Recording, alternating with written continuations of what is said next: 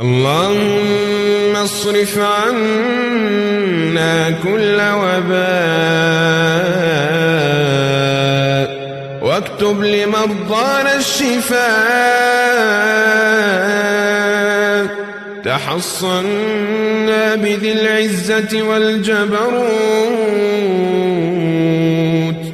واعتصمنا برب الملك والملكوت وتوكلنا على الحي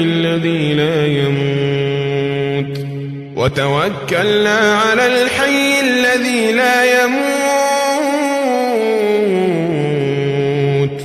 الله أكبر الله أكبر الله أكبر مما نخاف ونحذر.